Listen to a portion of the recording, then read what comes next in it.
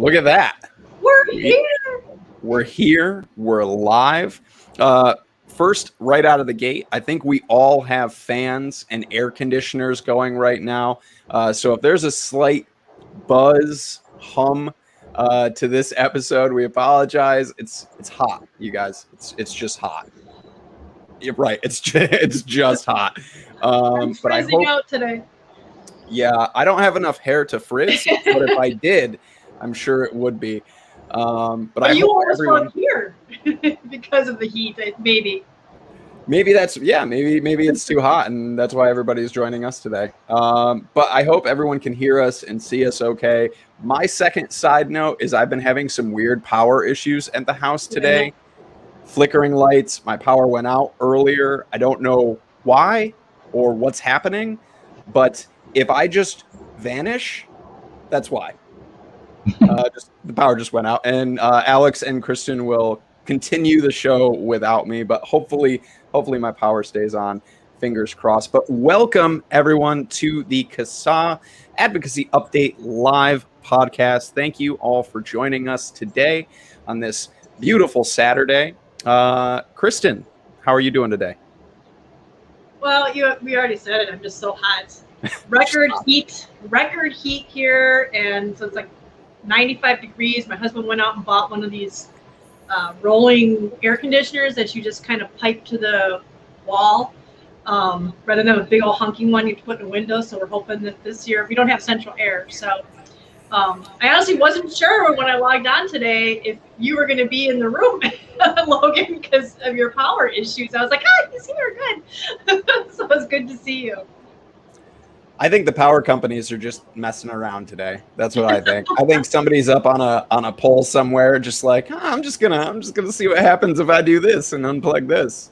That's what I think is happening today. What's this button do? Yeah, exactly.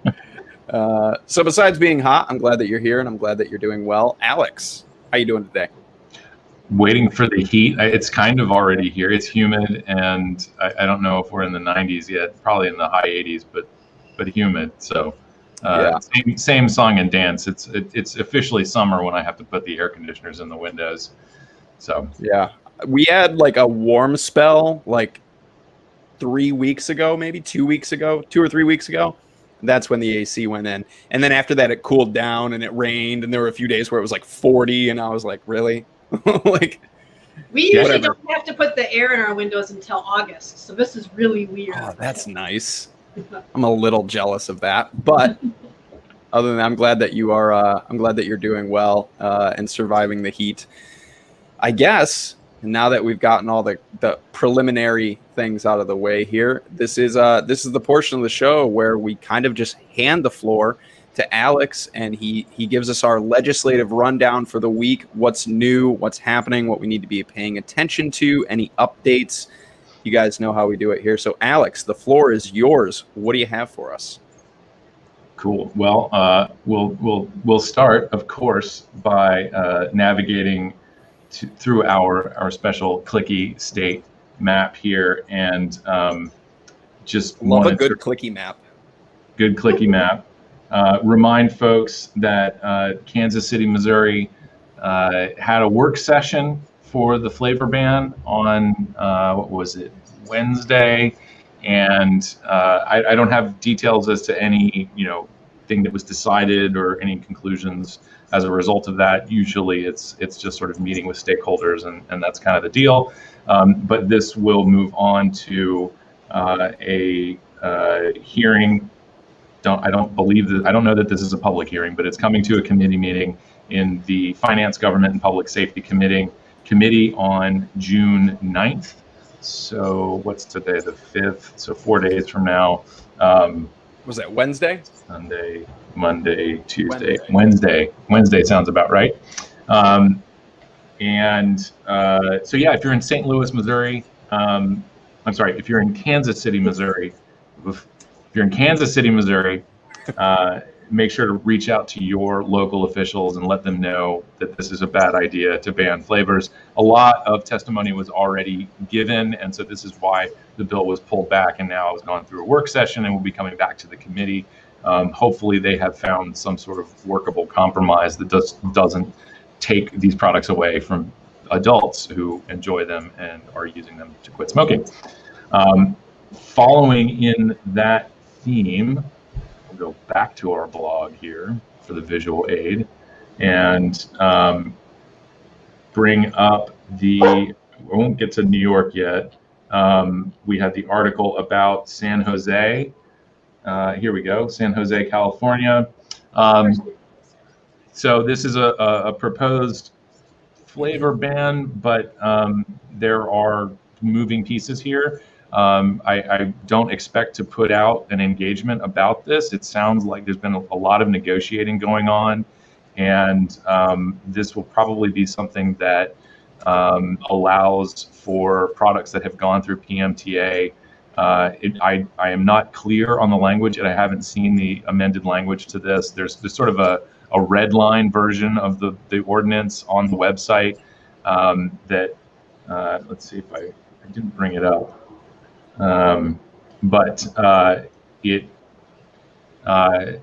So yeah, the exception here or exemptions will be for products that go through PMTA, and the question is, will it defer completely to FDA, where you get that 1-year extension as long as your application's been accepted for substantive review. These types of policies are likely to be what we see going forward. In New York State, of course, oddly, was the first place to enact this law. It's not good enough.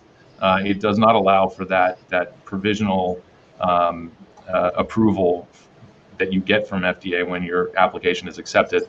But it still does allow for flavors if they get through the PMTA process, which if anybody was able to catch the e-cigarette summit or some of the recordings afterwards, Matt Holman from FDA and other statements we've seen from FDA makes it sound like they actually do kind of want to approve flavors other than tobacco and menthol.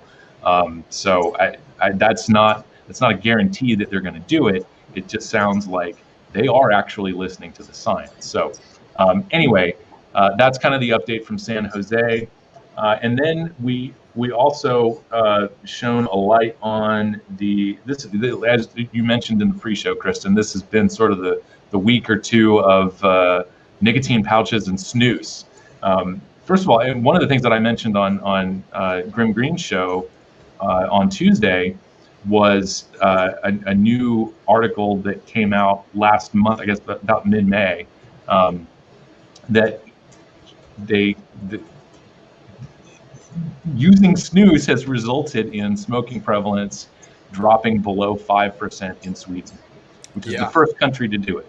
That is sort of the goal, and it's not on there anymore, or I just haven't found it yet. But when you go to the Campaign for Tobacco-Free Kids website, there used to be something in very fine print at the bottom, kind of explaining what they mean by a tobacco-free future.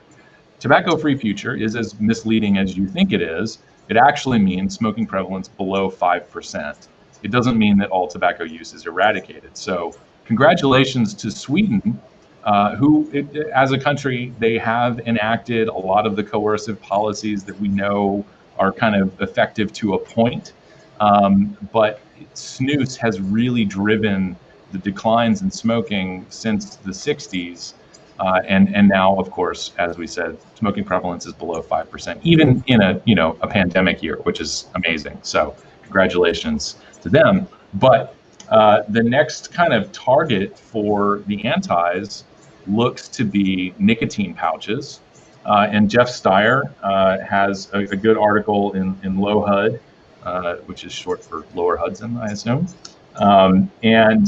I think this is a really excellent exercise. The premise here is that he was some time ago approached by a law professor and kind of looking at making a good policy.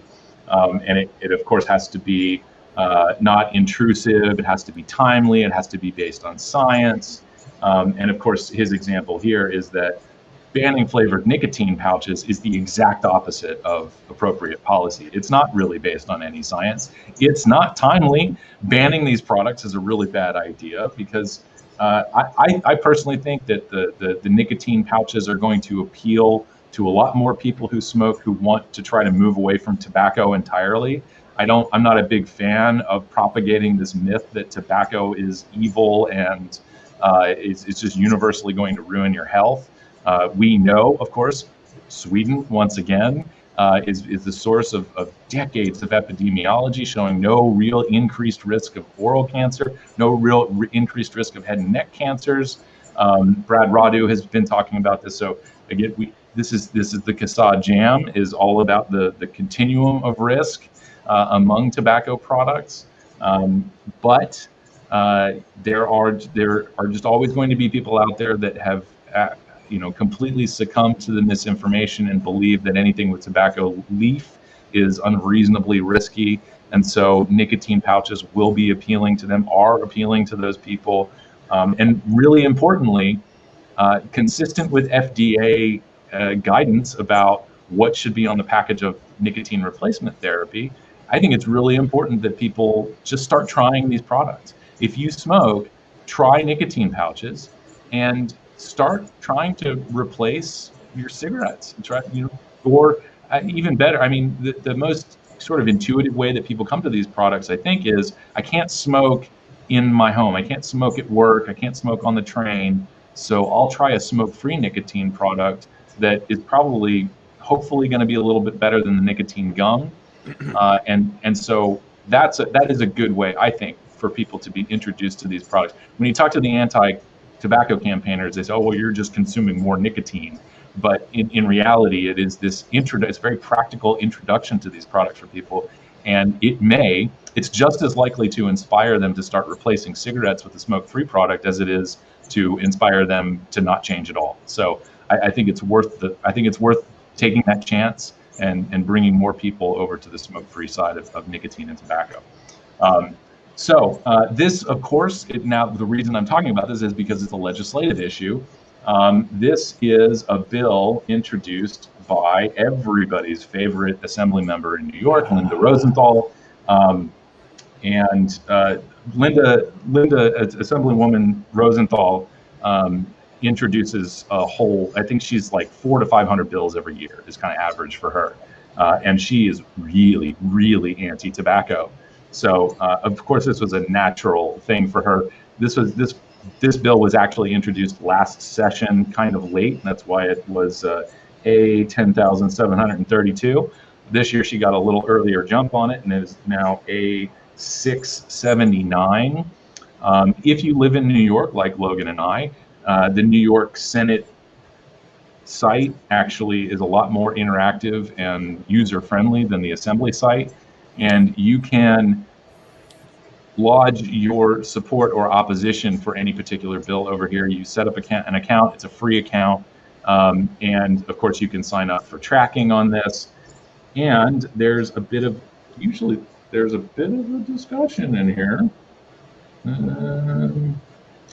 Yeah, here we go. So you can post just like Discuss, or it might actually be run by Discuss. You can have a conversation about the bill on the site, and I assume that lawmakers read these. We've certainly used this as a fallback in the past when sending emails to lawmakers is difficult, but this is another way for people living in New York to interact with the legislature, so take advantage of the Senate's website. I do want to add really quick just about that website. Not only can you vote yes or no right there on the site, you can leave your comments and all that, but the New York State site also has a really great way to track legislation as well. You can actually sign up for emails for keywords and things like that right through the New York site there. Like I get emails for anything that mentions tobacco, nicotine, e-cigarettes, vaping, all that stuff right through that website. So if you're like, I want to stay up to date with this stuff besides just CASAA, which you should already be a part of, that's another nice thing about that site. Yeah, it's New York and a few other states have these kind of chat features underneath legislation, which is good, and I always encourage people to take advantage of that. And yeah, the tracking is good too. So that pretty much. I want to stay up to date with this stuff besides just CASAA. That was weird. Yeah, that was weird. Another nice thing about that site.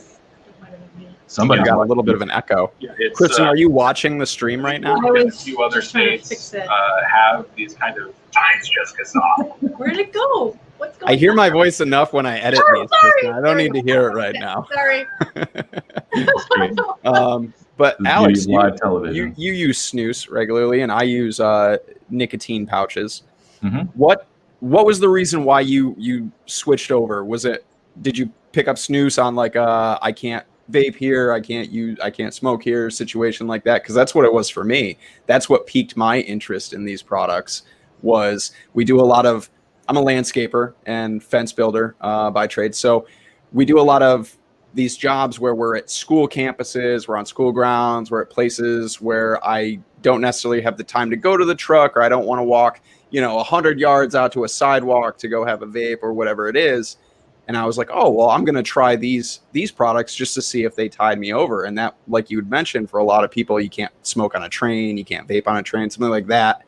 And it's enough to pique their interest. That's exactly what it was for me. I knew I couldn't vape at some of these locations. And so I went out and I gave them a shot. And I use nicotine pouches every day now. Every day. Yeah, and no, it was similar circumstances. The first time I tried snus was in 2008, and Camel snus was what I could buy at the convenience store down the street. I was using nicotine gum on public transportation, but it just wasn't. It doesn't really give you that oomph. It doesn't have the oomph that I want, and so I decided to try snus, and I liked the flavor. I liked the nicotine delivery. It's not a cigarette, but it was on par or better than the nicotine gum. And also I didn't have to chew it, so it didn't make my jaws sore. I eventually just sort of, I don't know, I got into a much more comfortable rhythm with nicotine gum. Because on public transportation, I don't like having to get up and go to the garbage can a lot. And I had sort of built myself a little system of, just being able to put the gum in a wrapper and keep it in my pack until I could get to a garbage can. Camel snus doesn't have the CASAA lid that most snus. You can see my used snus pouches there, and it's not gross. It's pasteurized. There's salt in there, so it doesn't get it doesn't smell bad or get moldy or anything. And you empty it when you get to a garbage can. So. Anyway, but eventually I switched over completely to snus because it's hands-free. I'm not, stopping to take a vape or this in front of my monitor when I'm working or, gaming. I don't have to stop and take a hit. It's just there. I like it. It's discreet. You can snus anywhere. I have snoosed in the FDA buildings. You're not supposed to, but they don't check your lip. So could you imagine walking in and be like, all right, show us your gums, Yeah, it may come to that, who knows, but if Rosenthal keeps it up. But for now, no, Linda Rosenthal has absolutely no power over the FDA. She can stay in the Upper West Side and talk to her cat lady neighbors. Linda Rosenthal's the one that gave me the stink eye outside of some sort of press conference event that we crashed. And she couldn't stand the smell of banana bread, which was bizarre because you cross the street and there's how do you not like the smell of banana bread? Yeah, it's ridiculous. It's insane. So anyway, but yeah, I think they're snus, nicotine pouches. I just think they're great products. I use them. You use them. Millions of people use them. And if you're somebody out there who smokes, or if you have a job or something like that where you can't vape, give these products a shot. They absolutely help and they work. Yeah, and I mean, the heads up here is, and I think people can probably do this math on their own, but of course, this is going to be the next target. I think we can expect to see this in other places. We probably have seen this in other states. It is just a ridiculous thing to throw in here, but what we're going to hear is that the product is it's the same thing they said about Juul and anything else. It's discreet. It can look like a mint or candy. it's flavored, so it's of course intended for kids, et cetera, et cetera, and you don't know that they're using it. The nicotine pouches, particularly, like they don't stain, they don't leave a brown drip or anything. So all of the arguments that you're going to hear about this are, again, it's the same kind of stuff that people just sort of cook up at home. There will be a number of young people who use these products, and it will likely be very similar patterns to what we saw with vaping, in that a lot of them, the young people who are using these products regularly are doing so instead of smoking.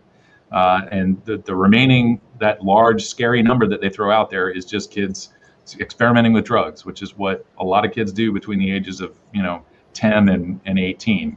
And then they go to college and they outgrow it and they learn how to consume things like adults. The rest of us, on the other hand, just like to consume drugs. It takes us a while longer. Having raised quite a few teenagers, it's the newest gadget. Yeah. I mean, whatever you have. I mean, I remember when my teenage kids were buying those little, they look kind of like the Gremlins from the movie Gremlins in the 80s. I'm showing my age, but I forget, the Furbies or whatever. Oh, yeah. Oh, Furbies. Yeah, I mean, they were buying that. And it was expensive as all get out, I mean, so just the latest doohickey is going to attract kids. I think, give it a try, I think that's one of the things with vaping, like with teenagers, like it's the gadget. It's new tech. It's the new thing. It's a new gadget. It's the same thing with like new social medias and things like that. Like, I'm not hip to half of that. Like when TikTok came out, I was like, I don't understand this at all. I don't know what this is. This isn't going to go anywhere. This is like Vine. It's going to die. No. like if I was like what is that, like the investors, like portfolio people that like help you invest and stuff like that, I would be terrible at that. I would be horrible. I would have been like, do not invest in TikTok. No one knows what it is. It's just like Vine. It's gonna die, and I would have cost you all so much money. And it doesn't help that the FDA was telling all of our kids that all their friends were doing it. Yeah, teenagers are just way more hip to the new stuff than we are. And when mods and tanks and these things came out, like, that's what it is. It was new tech, and I think we saw a lot of that just because of that. And like you said, experimentation. It's new. It's the new gadget. Confounding factors. But I think that's definitely a part of it. It's just that it's the new thing. Yeah. A huge part of it. I can tell you that's a huge part. Yeah. And just want to mention that on the blog that we have embedded the video, Grimm Green's video with Danielle and Alex talking about Smokeless. So I highly recommend watching that video. It's really, really good. Really good show. And I think it was awesome that Nick actually went out and did that. I thought that was pretty cool. And also, I think last week we were talking about the gum, and I asked you, Alex, well, why would somebody prefer the nicotine pouches over the gum? And you explained about the chewing thing, which totally makes sense. And just in case anybody's thinking it, why would anybody want the snus, which has got tobacco in it, over just the plain nicotine and the flavors? And I've told this story many times, and I'll tell it again for those who have never seen it, is that, and for people also who, if anybody might end up watching, I know that Mark shows this at his shop. So if you feel like something's missing from vaping, it's just not quite helping you get over that hump of just giving up cigarettes completely, there are other things in tobacco that they're sort of mood enhancers, and they can affect your mood. And my husband was one of those people. We had him up to 36 milligram liquids. We were like doubling and tripling his menthol, just trying to give him some kind of throat hit, and he just kept saying, there's something missing. And like I said, I've told the story before. He said, well, what about snus? And I was opposite. I picked up an e-cig, and once I found a good flavor, I was done smoking. And he said, well, what about snus? And I said, oh, are you kidding? That's chew, that's oral tobacco, that gives you mouth cancer. And once I looked into it, believe it or not, there was a whole smokeless section on ECF, the e-cigarette forum. And they put me on the right path, and I was so mad, because he could have quit like 6 months, 8 months sooner had I not been fooled by the same people lying about vaping. They had lied about smokeless tobacco. So I thought he was safer off continuing to smoke occasionally than switching to snus. I mean, you just can't be more wrong. And you ask anybody on the street these days, you'll say, well, what's more likely to give you mouth cancer, smokeless tobacco or smoking? And 9 out of 10 will say the smokeless, and it's the exact opposite. Right. But anyhow, why somebody might want the snus is once my husband used the snus, that gave him whatever it was missing from just the straight up nicotine. And after that, he didn't need the cigarettes anymore. The snus, whatever that was in tobacco, did it for him. And he just uses that. He kind of switches back and forth between the two of them with vaping and snusing. So there is something there in the tobacco that it's not just addictive. It actually is something that's the MAOIs or whatever it is. Monoamino oxidase inhibitors. Thank you. That is it. Yeah. Do you know that off the top of your head, or did you read that in chat? No. I've read quite a bit about MAOIs and how they actually act as kind of like mild antidepressants, like Kristen's talking about, mood enhancement and things like that.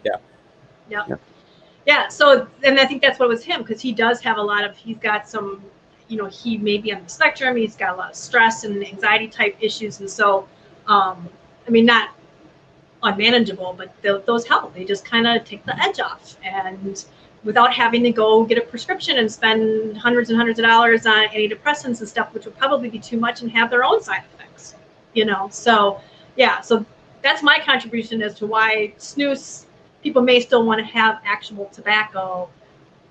So we don't want to get rid of all tobacco, just because they have these other products. We want to make sure all the safer products are still available. When I learned about smokeless tobacco and the actual risks and good, honest information was in 2018 when I joined CASAA. When I became a CASAA member, and I dug through the old site. Thank you, Danielle Jones, for the wonderful site that CASAA has now. But digging through the old site, and I came across all this stuff about smokeless tobacco, and it really blew my mind. I was just like you were, Kristen, at one point. Like, I was just like, all tobacco, oral smoking, whatever it is equally harmful. It's bad. It's gonna give me like jaw cancer, and I'm gonna be on a quit smoking commercial someday. If I use this, like, that's doesn't get you one way, it gets you another. Yeah, and that's honestly what I thought. And I think a lot of people out there, and I'm sure there are even people in chat right now, or people who are going to watch this replay, who still think that risk is the same between that all tobacco, no matter what the route of delivery or the system of delivery is equally bad, and that's demonstrably false. Yeah, and the anti-nicotine zealots, anti-tobacco nicotine zealots are now trying to do with nicotine what they did with tobacco. They're trying to make sure the public equates them all equally in their minds, so that, like I said at that one show, tobacco, nicotine equals tobacco, tobacco equals smoking, therefore nicotine equals smoking. And it just couldn't be more untrue. And that's one of the reasons when I joined CASAA, when I joined the board back in 2009, I insisted that we weren't just good job, Mike. Or Thank you, Mark. So I just insisted that, and other people did too, but I was in that team that was like, we can't just be just vaping. We can't. We have to make sure we give them all the truth. Where would we be if we just said, oh, well, vaping's better, and just completely ignored all these other products? Because vaping doesn't work for everyone. It didn't work for my husband right off the bat, not alone. So that's one of the reasons why we need to make sure we've got all that information out there. And that's why people get a little confused when they see smokeless tobacco and stuff on our website, or us talking about it. And while we're on the topic, though, and kind of some sciencey discussion, Kristen, you're a wealth of knowledge on this stuff. Is there any additional risk that people should be worried about if they use, say, snus or a nicotine pouch alongside e-cigarettes? I am not aware of anything. I mean, when you listen to people like Stanton Glantz, oh, you get too much nicotine. Well, like we've talked about in the past, if he's got a super, like my husband's, I don't snooze, so I have to go on what my husband's told me about these things. And what other people have said is that, well, Alex aside, who would stick the 48 milligram snooze in his mouth and then hit his vape, but it still didn't kill him. You know what I mean? Other way around. Oh, was it the other way around? Yeah. Oh, other way around. Okay, yeah, the snooze. But he was getting a huge amount. Well, you're not going to sit there and keep vaping or keep the snooze in your mouth because again, it's like I said last time, it's like being hungry. Some people will continue and they have disorders where they'll keep shoving the food in when they're so full, but that's so rare. Most of us, we get a little full, we're like, okay, I'm not hungry anymore, and you stop eating. And it's the same way with nicotine. It's not like alcohol. So my husband, he would, have the snooze in his mouth and then get out of wherever he was using the snooze at, like he uses at work, and then he would start to vape. And a lot of times he'd just pull it out exactly over his tongue. I'll put that up there. But that's the same. Yes, titration is the word. Yeah, that Logan talked about that last week. But yeah, so I wasn't going to get technical. I was just trying to keep it up that you do balance yourself out, and that's why all this stuff about dual use, and actually there was something in our blog post this week about that, where they did a study, and it was the one about, what was it? It was. I asked because as far as I know, in everything that I've read, that no, there's no additional risk to you if you are using snus and an e-cigarette, if you're using nicotine pouches alongside vaping as well. So for anybody out there, maybe worried about additional risk. Again, I'm not a scientist. I'm not Dr. Farsalinos or anything here, but from everything that I understand about these products, no, there's no additional risk to people. And I would encourage people, like you said, if one is not quite enough, use both. Yeah. I do every day. You're not gonna overdose on nicotine. You're not even gonna come close to overdosing on nicotine. Alex, it's the one with my tweet underneath it about the modified risk tobacco product study. The exposing anti-harm reduction bias. Yes. Now, if you look, one of the points, okay, so it's too small for me to see. Hold on, let me pull that up. Yes. Okay. So it was the heat not burn one.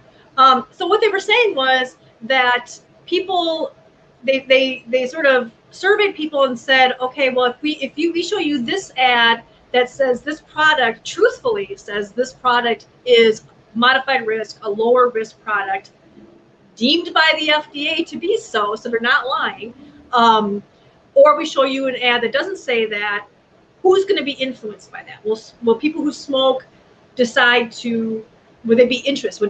Does knowing that a product's modified risk, is that going to increase their interest in that product? And one of the things she did a little thread there, and she said, it turns out that e-cigarette users, but not people who smoke, they're more likely to say, hey, I might try that because it's modified risk. But so what she's trying to say is, so the FDA says this should help people quit smoking, but it's not doing that. It's people who are, it's e-cigarette users. It's not helping people who smoke. So it's not really doing what the FDA says it should do. So maybe we should just, probably her next idea is we should just, I don't know what she's thinking. And my whole point, well, like you can see there, I was like, well, of course people who use vapor products are going to know that that's the truth. And so if the FDA confirms it or whatever, they may be more willing to use it because we know about harm reduction. We're in this world, whereas people who smoke, all they hear is, horrible for you, not any better than smoking, the tobacco companies are lying, and all this horrible stuff about harm reduction. So of course they're not going to show as much interest as the e-cigarette users or the vapors, so yeah, so along those lines, Yeah. Real quick from Breeze Tones, irrespective of milligram amount, how long would a pouch last? So it's also going to vary brand to brand, size of the pouch, like you said, milligram amount. For me and what I use, the pouches that I use, I get about an hour out of them. Snus, I get longer than that. So yeah, it's something, it's trial and error if you're going to consider using pouches. I'll add and say it depends on kind of what your jam is. If you like the flavor, which I have my all-day snus is called Americana. It's a spiced cherry flavor, and it doesn't actually remind me of cherry. It reminds me of Dr. Pepper. But I enjoy the flavor, so I keep it in longer. But I'm like just now, I've just kind of moved it around, and the peppery sensation of the nicotine is kind of gone. So I think it's, as some people say, 15 minutes, half hour, or something like that. You've kind of washed out any of the nicotine, and you're just sort of left with the flavor. So it really kind of depends on what your goals are. Yeah, with the pouches that I use a 6 milligram pouch. They're lemon honey flavored. And I find I get 45 minutes ish to an hour before I kind of hit that hour, and I'm like, oh yeah, this is done. You know what I mean? So I guess, I don't know if maybe I'm just not picking up on it prior to that hour. It might be gone before that, and I'm just still satisfied because I've had nicotine for the last 30, 45 minutes or whatever. But I get to about an hour with the pouches that I use, and I'm like, oh yeah, this is done. This isn't doing anything for me now. I did kind of want to jump back to this study that I haven't read, but I'll comment on it anyway. The thing about the modified risk claim that Altria is allowed to make about IQOS. This is the only heat not burn product authorized for market in the United States. The only heat not burn product subsequently that has a modified risk authorization. But specifically, it's modified exposure. I was just going to say that, yeah. Which is kind of it's modified risk light. Consumers can sort of do their own math. Okay, well, I'm not being exposed to high levels of this, so yeah, it's a modified risk product. But the funny thing about this is, we've seen a lot of those. We've seen several of those studies that talk about risk communication or perceptions of risk among young people. And they always come back where it's like a majority of young people identify vapor products as safer than smoking. And of course, the researcher concludes by saying this is a huge concern, and we should be doing more to convince kids that these are harmful. So I think the opposite can be said here. I get the feeling that this author is talking about sort of abandoning the idea of being able to make modified risk claims because they're useless. They're not appealing to the people who smoke, who are ultimately the target audience. And so we just shouldn't have them anymore. That's absolute nonsense. Yep. In reality, the statements need to be more clear and better promoted so that so that they will resonate with people who smoke. See, we can play this game too. Yeah, I mean, they just basically ignore the fact that there's so much negativity out there about any kind of tobacco product, and just constantly saying it's not safer, it's not safer, it's not safer. And the only people who know any different are us, or people who are in that harm reduction, this echo chamber that we're in. And actually, Alex, there's another article in there from another study that kind of touches on what you were talking about with the teens and the Juul flavors, because they were saying they're exposed to tweets. Oh yeah, the Twitter thing. Yeah, I was actually going to be. I was just looking up this comment that's on the screen about containing sugar. It's actually a good question because I don't know. Let's read it out loud for the podcast folks. So the question from Toasty Cheesy is, does snus contain sugar, and if so, are there sugar-free options? I'm not going to make a blank statement that all snuses do not contain sugar, but I think for the most part, it's going to be some sort of sweetener, or it's just part of whatever flavoring is added. I distinctly remember Brad Radu talking about the difference in risk between chewing tobacco and moist snuff, American moist snuff. And that issue, the big risk from chewing tobacco is going to be the sugar that is used in flavoring and curing and processing, or however they use the sugar. Which of course will lead Americans to love loss and sugar. gum decay. Yeah, America loves their sweet things. So, but sugar is not really a part of American moist snuff, and I don't believe it's part of making snus. Now, I don't want to promote specific sites on the CASAA podcast, so I would encourage people to go watch Nick Green's podcast. We don't promote specific products or vendors or anything here, but I am just sort of looking over one of the sites I buy from. And I should probably just look up my, I gotta go to the, I'm clicking on the wrong things here. Let's see here. Where do I get my snus? Monica, it was a quick question while you're looking. Monica says, I have sensitive gums. Would nicotine pouches irritate them? I have sensitive gums and teeth as well, and I have no issues from the pouches, but I'm not you. I would consider just give it a shot. If you find that it irritates your gums, maybe give it a good college try, because it could also be the nicotine level. They do come in different nicotine levels as well. I would give them a shot. I would absolutely give it a shot. If you find that it does irritate your gums, and then now you know. Well, yeah, and I mean, they're really not all that different from the lozenges or the nicotine gum. So if you've used those in the past and they've irritated your gums, yes, this probably will then, because it is a nicotine product. But some of the gums and stuff, those have like sucralose and sugar and stuff in them too. Yeah. So yeah, that's my best answer for you, as regarding the gum thing. I also have sensitive gums and teeth. But I have 0 issues with 6 milligram pouches. So give them a shot. So I'm looking up the ingredients on my preferred snus, and I'm going to drop this in the chat because I'm sure I'm going to butcher saying it. So I guess I got to do this on both YouTube and Facebook, or is it just going to go to all? If you do it at all, it'll go to both. Okay. Yeah.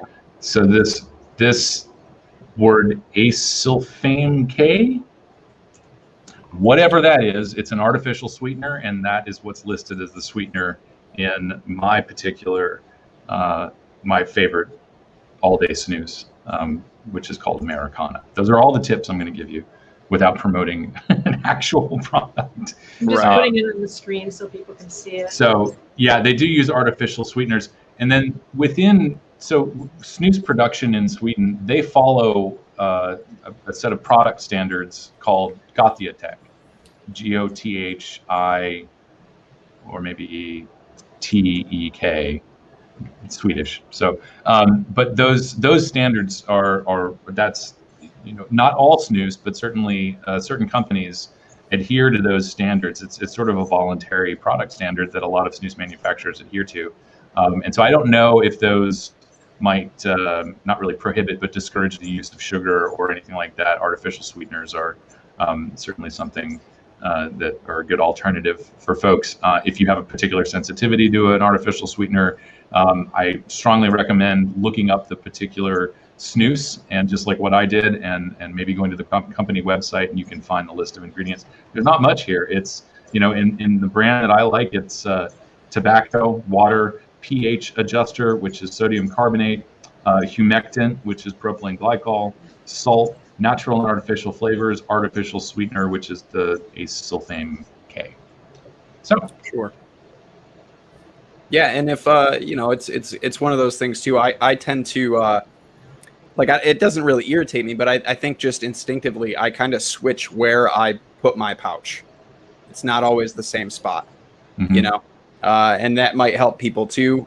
Just having something in the same spot might be irritating to your gums over time. So switch it up, I know a lot of people who same spot, they dip in the same spot, or they use a pouch at the same spot. Snus goes in the same spot. That might very well be something that could lead to some irritation down the road. So switch it up. You got a whole mouth to use. And this says that the acesulfame K is also known as acesulfame potassium, and it's sold under the trade name Sunnet or Sweet One. Cool. So, yeah, you use that for coffee? The other question that was up asking about whole, I want to say whole tobacco alkaloids, but the tobacco specific alkaloids. I imagine that all snoozes that contain tobacco leaf have those tobacco specific alkaloids. I can't remember what the phrasing was. But yeah, and I mean, even the stuff here in the United States. So there are a couple brands. I already screwed up and said, the first brand that I tried was Camel Snus, and you can also find General, that's the Swedish match product. It is from Sweden, and General Snus received modified risk orders for all 8 of the products that they got through PMTA. They were the first PMTAs, so you should be able to find those around convenience stores in the United States. I've also tried Skoal. That's like a mint. It's America Sweet mint. So those were all. I liked all of them, honestly. So I hope that kind of answers your question. But sorry that I don't know the specifics. That was from Mogley Vapes.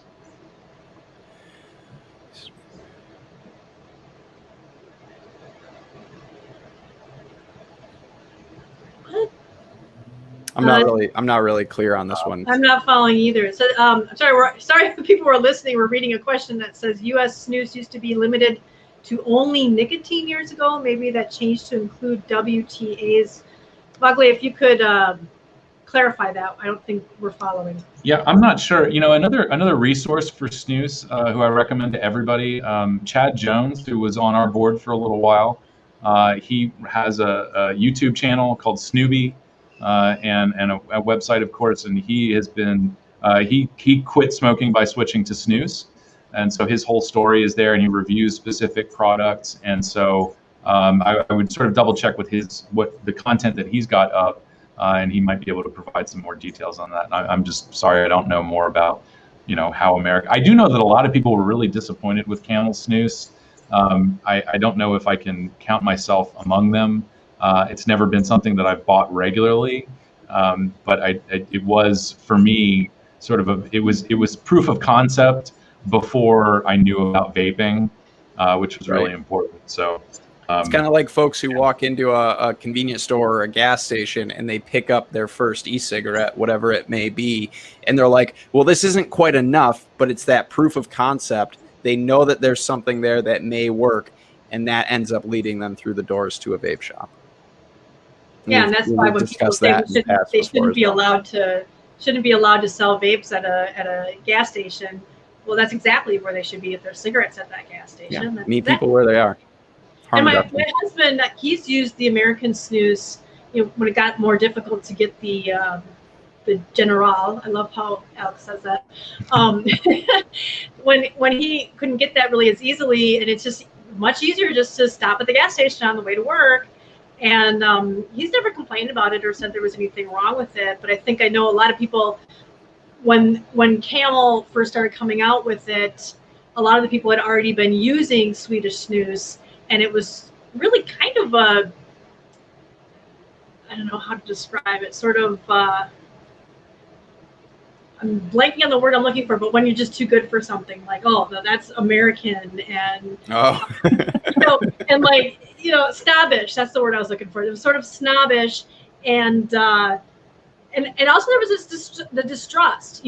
After just so many decades of the anti people telling us that big tobacco is evil and everything that they come out with is, designed to kill you. They still believe that about snus, even though it was just snus. It was Obus, but they say the same thing about e-cigarettes and vapor products that are made by tobacco companies. Oh, they put something in it to make it more addictive, and they're going to put chemicals and carcinogens in it. And even though that makes no sense of why they would do that, but why would they add stuff that costs them more money to produce the product? It makes no sense. So, yeah, I think a lot of that was with American, but he seems to like it just fine. He liked the more flavors you could get from the General. They were kind of limited on flavors in the American. lines. Yeah, I would love to see tobacco shops and well, I think tobacco shops are probably or vape shops, any one of these specialty retailers having what they have in Sweden, which are coolers. I mean, they're the size of their drink coolers, stocked with snus and all kinds of. We don't have the variety to justify that in America, but to me, I think you could get like a mini fridge. Yeah, well, like a little. When Camel rolled out, they actually did have little coolers that would sit on the counter. Yeah, and it would hold like 3 or 4 rows of product, and they would keep it cool. But I think a lot of it's really kind of funny. But I think a lot of C-stores decided that the electricity cost of running that cooler, it was too much. Sales of snus didn't make up for the electricity cost. So. You got to sell at least 4 tins to power this thing today. Yeah, exactly. Yeah, I'd love to see more vape shops. You see a lot of them getting into CBD, but I'd love to see more of them, or hemp and whatever else. And I'd love to see them getting into becoming tobacco harm reduction shops. I'd love to have them them carrying all different kinds of tobacco harm reduction products, and not just vape products, not just with some CBD or some glass on the side. Get some of that snus in there. And if you can get a good following and a good customer base for the snus, you could justify making those big costly orders, but it's cheaper to get more of them, and then people will be able to come and they don't have to try to order huge orders from overseas and all the whole custom stuff and all that kind of stuff. I think if I was going to do a vape shop, it would definitely be a tobacco harm reduction shop, but I'd have every kind of smokeless, those tea things or whatever you talked about on Nick's show. I kind of laughed when you said, I don't know what kind of vegetation this is, but it tastes like peach and it smells really good. And I'm like, okay, so wait, we know what's in tobacco, and now you've got some mystery vegetation in your house. Well, whatever it is, if it's safer, it's safer. I'm sure it's just, trade secret kind of thing, and I've tried to sort of place what kind of vegetable material it is. It's this thing here I showed quickly. But they don't disclose it, so. I know, but I just laughed. I just thought, oh yeah, well at least it's not tobacco. I just thought that was funny.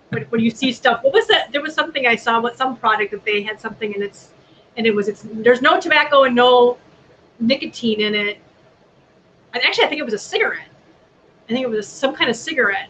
I'm like, you're still burning and inhaling some kind of vegetation. The fact that it's not tobacco vegetation, it's still dried matter. You stick your head, in a wood burning fireplace or something when it's when the smoke's it's just smoking, that's bad for you. It's just safe trees, Did you ever smoke the American Spirit herbal cigarettes? Mm-mm. No, they were bad, but I never had. I don't think they still offer them, but I remember going to the tobacco shop up the street from a friend's record store, and they're located right next to the city police station, and they had received these herbal American Spirits and decided to test them out, and it smelled like they just took a couple of bong rips, and so and they were right next to the police station, so they were worried that the cops were going to come in. Yeah, I wonder if they were like hemp cigarettes or something like that.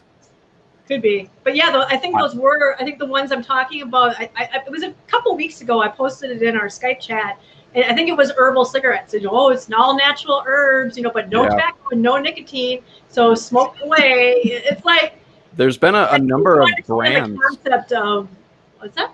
There's been a number of brands in the past few years that have released, herbal cigarettes, or they're really most of them that I've seen are hemp.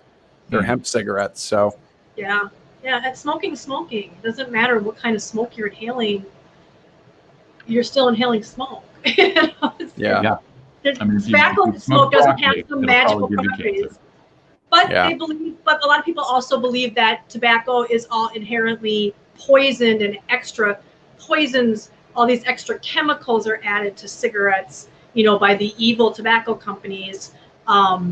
They add. I've seen it all the time. Oh, they add 7,000 chemicals and they add 65 carcinogens. It's like, no, that's what you find in smoke. You know, and yes, they use additives. There's 599 list of the different additives they use. Now they don't put all 599 in every cigarette. That's just the list of the various types of additives that may be used.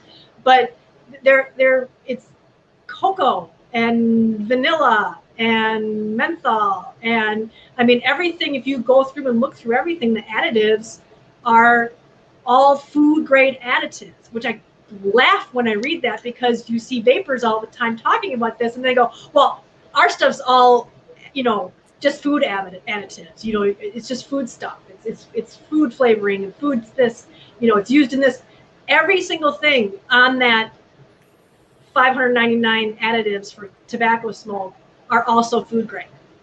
I looked them up. I took the bullet for everybody, went through every single one of them, because a lot of them have scary chemical sounds, and said, well, what is this? Blah, blah, blah, blah, you know, like acetylphenol K or whatever that was. And what is that? And I looked it up. It's like, oh, it's used in bread, or it's used in cakes, or it's a flavoring, or it's an aroma, or, you know, ammonia is actually used in a lot of foods.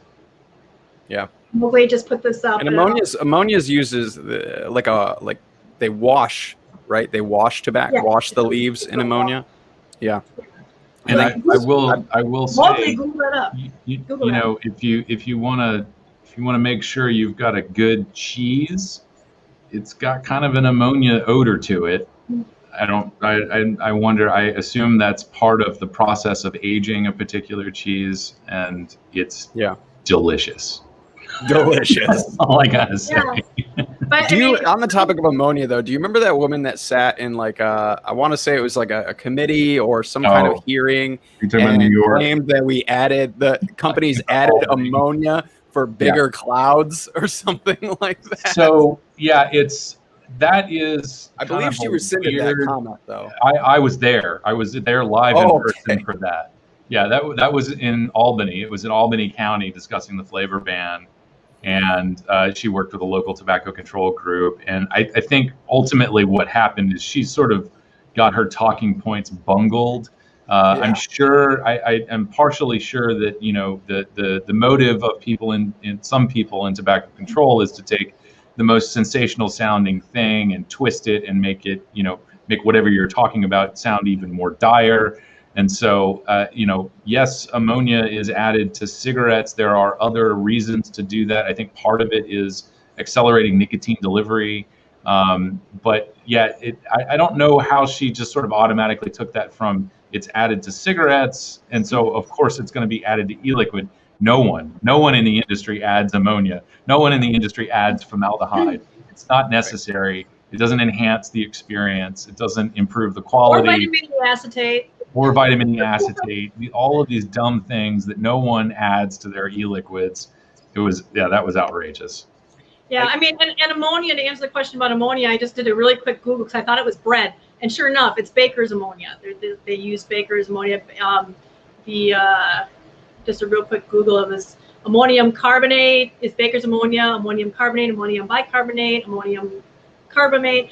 And I just had to chuckle too when I saw that Apathy Miller said, well, they're food grade for consumption, not for burning. Really? You're going to go there? Are you really going to go there, Apathy? Because isn't that what they say about vaping? Because vaping is only food grade for eating, not for inhaling. So, I mean, if you're going to go there. It's kind of a weak argument. But that's I could be wrong, but I think the products is why I was trying to say that, is they believe all this stuff about they add carcinogens and they add stuff to make it addictive and all that kind of stuff. And it's more lies that coming from the same people who are lying about your vapor products every day.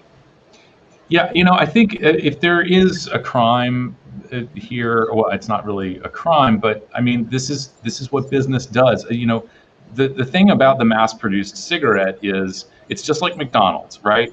If you go and get a cheeseburger in Cleveland, Ohio, it should be the same cheeseburger that you get in Jacksonville, Florida from a burger chain. And so they've standardized the process. They've optimized everything from the flavor of the burger to the flavor of the bun and how quickly they can take your order and get it out the door. And you should have that same experience every time you walk into that particular cheeseburger shop. It's the same thing with cigarettes. What the tobacco left in a cigarette that's in a cigarette, half of it isn't really tobacco. It's called sheet tobacco. It's this reconstituted tobacco where they strip all the natural properties out of it. They're left with the cellulose, and then they put the flavoring and the nicotine and other ingredients back in that optimizes and standardizes your experience when you smoke it. And yes, I know, I mean, cigarettes are optimized to make you want more. It's like any other product.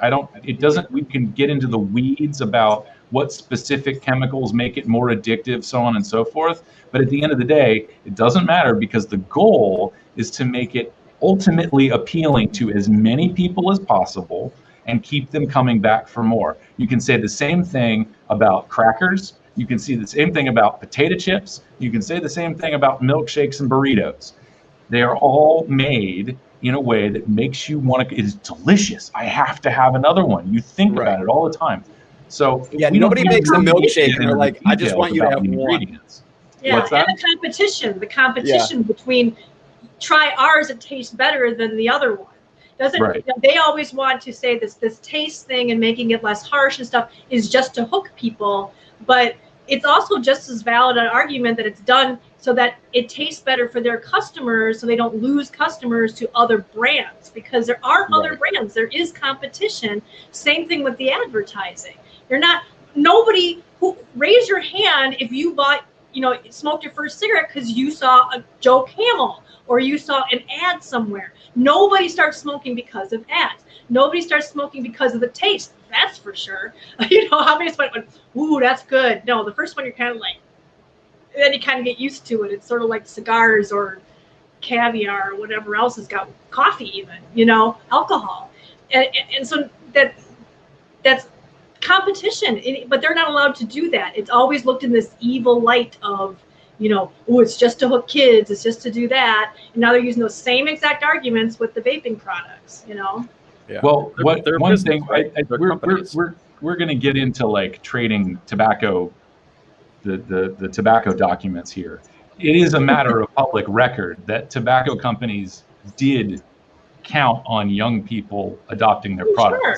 They did market to kids. That's not a debate. Sure. The problem is when you take those big business tactics and apply them to the small to medium-sized vapor companies that got into this whole thing because they wanted to save lives, because they quit smoking by switching to these products and they wanted to share it with as many people as possible. That's what's wrong. And conflating, of course, the independent vapor industry with incumbent tobacco companies. And continuing, the tobacco companies aren't doing themselves any favors, by the way. I mean, we know internationally they are taking advantage of social media. We just went through this whole thing with influencers. Certain tobacco companies hired social media influencers to promote their products. On social media, especially Instagram, where things aren't age gated, you have no control over it once it's out in the internet. So, they had to, because they're a company, they are accountable to their shareholders, and they had to take advantage of these marketing opportunities and show profit and show that they're being proactive and making their shareholders money. But, you kind of wish, like, after they've been through all this stuff where promoting a deadly product aggressively promoting these products to people, yeah, they kind of are responsible. Yes, they did use these tactics in an irresponsible way that ultimately killed a bunch of people. And they still don't seem to have learned from this experience. And the only way to get them to take action is through legislation and changing the policies. They even say that themselves. And of course, and we're just back to this whole like shareholders and board of directors and everything. It is in pursuit of obtaining as much of the almighty dollar as possible. It is corporate greed. It is taking advantage of people, and it's ultimately harming people. And that's, as long as the dollar is the measure of everyone's success, we're all going to keep being harmed by big companies that want to gobble up as much of it as they can. Sure. True, but even saying yes, they're guilty of advertising to kids. Sure, but did that really get any of them to actually smoke? It may not have inspired. It may not advertising to the parents, because we know that most kids will go with whatever their family member or their close circle is smoking. So yeah, I think ultimately, I mean, the real big number here, and one of the things that we keep saying over and over again, is if you want to save the kids, you got to save the parents, right? I started smoking because my dad smoked. My dad smoked. Both my grandfather smoked. My grandmother smoked. My aunt and uncle smoked. I was around it all the time. So it was that being the case, and according to the research, I have like an 87% chance of growing up and smoking for a long time. But I think the argument that does hold some water and is very important to at least acknowledge is that while that advertising may not have inspired kids to start smoking, it certainly reinforced it for a lot of us. And I was thinking the other day about all the Camel Cash that I collected, and whether or not that had an effect on keeping me with that brand. To some extent, I smoked Camels because my friends did. So a little bit of the counter there, but I did collect the Camel Cash, thinking like, if I hold on to this until I'm 21, I can buy a dumb jacket. Do I want the dumb jacket? Like, I didn't really want anything in the catalog. It was just more of like, I think I collected Camel Cash like a lot of these kids collect Jewel Pods. Like, you have that sort of that marker of how much you've consumed and whether or not you are like showing off to your friends or whatever. Anyway, all of that to say, that Camel Cash was a marketing campaign that I think did in a way appeal to young people's sense of collecting these little gadgety things or whatnot. I don't know that it was intentionally done that way, but it was something that I think had a reinforcing effect on someone going back and buying that brand or whatever. Branding. It's branding. It didn't keep you smoking. It kept you with that brand. And that's what 99% of their stuff was. They're trying to get people, if you're going to start smoking, start with our brand. If you're going to keep smoking, stick with our brand. If you're thinking about changing, try our brand. But none of them are really going to start kids smoking. I mean, I don't know a single person who started smoking because they saw a cigarette ad or saw somebody smoking maybe smoking in the movies, but still, how many kids see people smoking in the movies and don't ever start smoking? So, I mean, how much influence is that? Like the video game violent shooting thing, I mean, it doesn't hold a lot of water. It really doesn't. No, violence in video games is... All of that to say, I think the conversation about marketing is a really important one, and I think we are going to have this for vapor and other reduced risk products. We have been proponents of. We take sort of a hands-off approach here. We're never going to come out and support legislation that says, marketing restrictions, this and that. I can understand a community's concern about having any adult product retailer within 100 feet or 1,000 feet of a school. Whether we're talking about alcohol or topless dancers or cigarettes or tobacco or anything, maybe keep that a little bit further out of sight from the kids. And, they can deal with it, and they're going to start dealing with it when they become teenagers anyway. So why accelerate that process? I can understand that, but in terms of marketing, we're never going to support those heavy restrictions. I think there's a lot of common sense stuff that's already in the law. Don't publish your ads in print media with a readership of under a certain percentage that's under the age of 21. TV shows, after 10 o'clock or whatever. There's no tobacco advertising on TV. Well, vapor advertising. I'd like to continue seeing vapor advertising on adult-oriented programs, perhaps after 10 o'clock, whatever, all day long, as far as I'm concerned, helping people switch. But all of that to say, again, the conversation about marketing is really important, and we're going to need to have this because as we move forward, FTC, FCC, FDA, Congress are going to probably be making rules about folding vaping into existing marketing standards, and I think consumers need to be there to talk about whether or not that's appropriate. Yeah, and I only bring up a lot of these things, these myths and and what people believe, just to kind of get people to understand who we're dealing with and what we're dealing with. That a lot of the story, a lot of the narrative has been twisted. Did the tobacco companies bury the fact that they knew that cigarette smoking was addictive or it was linked to cancer. Absolutely. Are any of those people who did that still alive? No, they're pretty much all dead or out of the business. And there are fresh faces and new people in there who maybe do see the writing on the wall and want to get over to, hey, let's stop killing our customers, but they still want their nicotine, they still want their tobacco, and a lot of them seem genuinely interested in changing it out. But you need to understand what a lot of that brainwashing that vapors are still in, that make them so negative against anything that's made by a tobacco company, that actually can hurt us, because you end up agreeing with the anti people and perpetuating their myths. And if you perpetuate what they say, like all tobacco is equally bad for you because it's tobacco, or there's something about tobacco or American tobacco, you are actually giving a validation to those organizations. Oh, yeah, they're telling the truth. That's true all about tobacco. Oh, but they're lying about vaping. That makes you kind of look a little cuckoo. You know, it's like, well, how can you agree with everything they say about tobacco, but they're lying? So that's the only reason why I bring that stuff up. I want people to kind of look into the stuff yourself. Don't believe everything that you were told about tobacco and the cigarette companies and smoking and all that other kind of stuff. And here's a good example I brought up where it says here in America, Apathy Miller says, here in America, like a decade ago, they did something to smoke so they go out easier if you're not puffing on them. But the myth is they put some kind of chemical in them, that they put some kind of asbestos or something, weird stuff into the filter, and it really is holes. They put holes. No, the cigarette paper used to have an accelerant on it so that it wouldn't go out. That's the way that I remember it. And then that accelerant was banned. I don't know the legislative history, whether that was through state legislatures or through FDA or product standard. But as I remember it, there was an accelerant in the paper.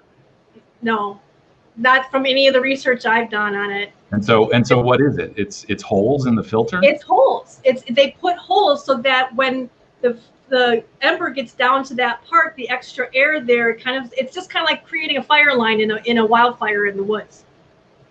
And it works very much the same way. But Google it, and you will find out that that's a huge myth that they put stuff in the tobacco. And people were talking about how all these ones that go out, they're making me sick, and there's something in them. And all they did was put holes in it. And it was the most ridiculous thing.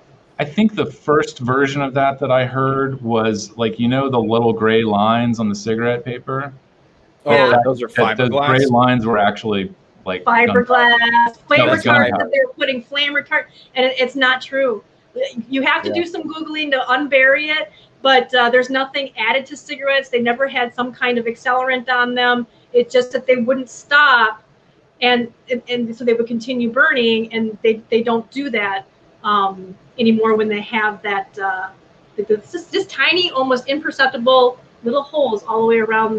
And I don't think it's in the filter. I think it's actually just before the filter in the actual cigarette paper.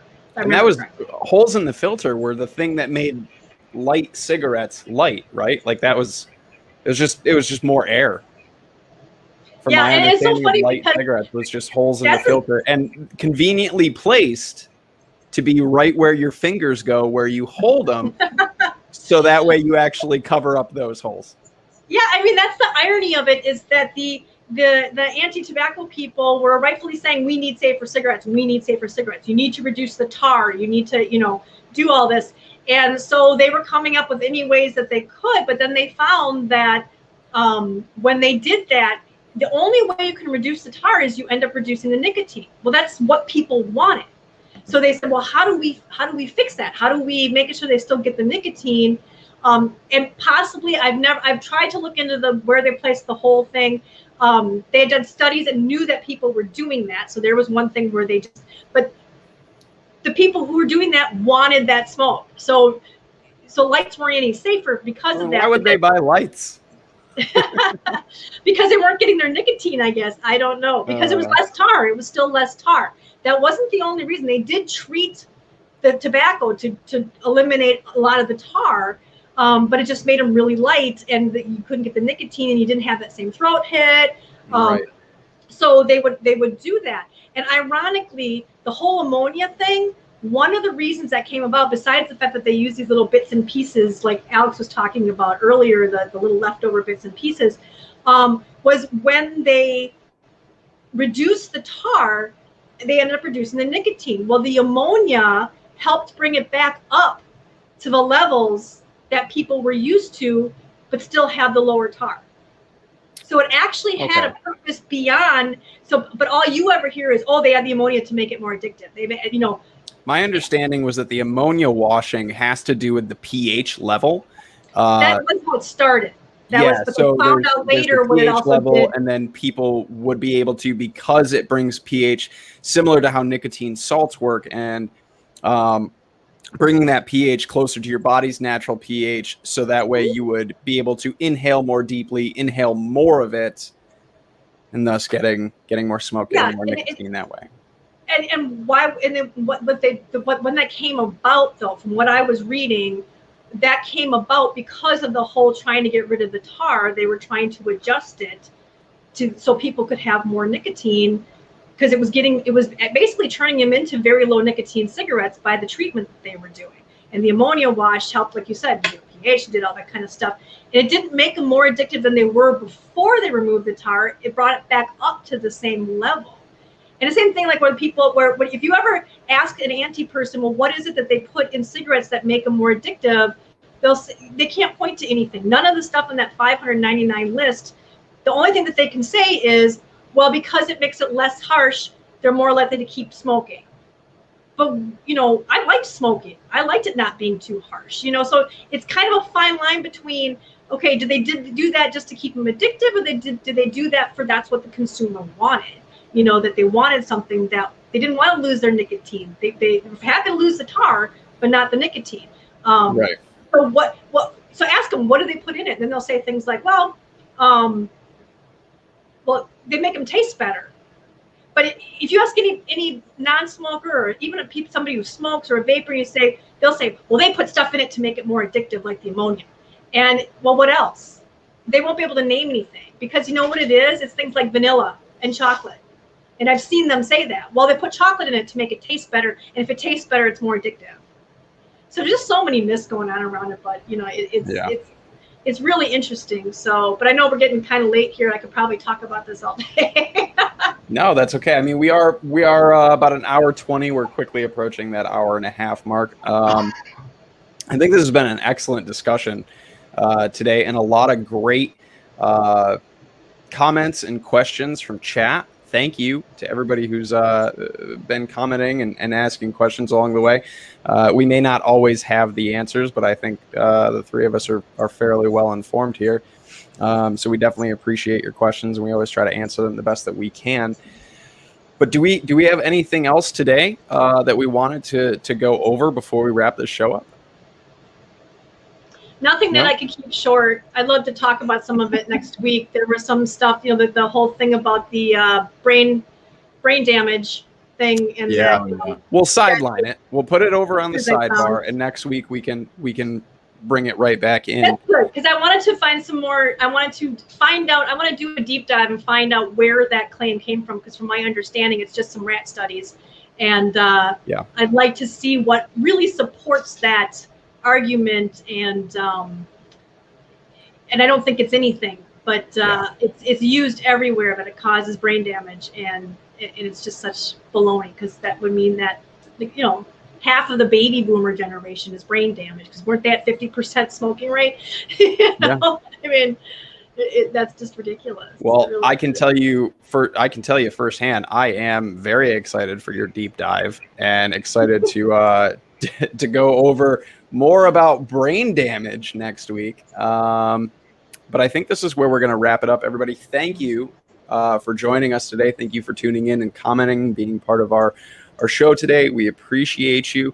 Alex, Kristen, any final thoughts for anybody? Alex, you got any final thoughts? Stay cool this weekend, everybody. Yeah, stay cool. It's a hot one. Kristen, any final thoughts for everybody out there? Just don't give up the fight. We're still out here fighting for you, and we still need you. You're the more of us there are, the stronger our voice, and go out and try to recruit people, get them in here. And it's not over. Vaping's not going anywhere. I keep saying this, seeing people saying vaping is over. That Pandora's box is open. You can't uninvent the vapor products. They're still going to be out there no matter what. And so we did. I saw somebody say we lost the war, and I thought, no, we won the war. And they're just like little terrorists trying to shoot at us from behind trees. Oh my gosh, guerrilla warfare. Do whatever they can to take us down. Guerrilla warfare, because they know that we won, that we're here. We're not going anywhere. Yeah. So keep up the fight. Don't give up. Absolutely. And make sure, if you haven't already, please head over to CASAA.org and become a member. It is free. You can get all of the awesome emails and things that we put out. And please, if you have not yet submitted your personal testimony to CASAA, please do. The more, the better. I know that we have thousands of them already. Thousands is not enough. We definitely need more. So please share your story. Share your story with CASAA. For podcast listeners out there, I know podcast listeners, thank you for tuning in first and foremost. But if you'd like to catch the rest of this episode, because our podcast, what you heard was just basically legislative rundown, and then this spiel right here, all the good conversation that happened today is going to be available for you on Facebook and on YouTube, and the links will be available in the SoundCloud description below. So go check them out. And I think that's going to do it. I think that's where we're going to wrap this up this week. So one last time, thank you to everybody out there. I hope, like Alex said, I hope that you have a cool weekend. I hope everybody has a safe weekend, and we'll catch you guys next week. Same time. Oh, that's the thing I forgot. Same time, same place. 4:30 p.m. Eastern, 1:30 p.m. Pacific. Everywhere else around the world, you got to figure it out. Google it for yourself, because I can't help you. I'm bad at time zones. That's where we're going to wrap this one up. Thank you, guys. We'll catch you guys next time.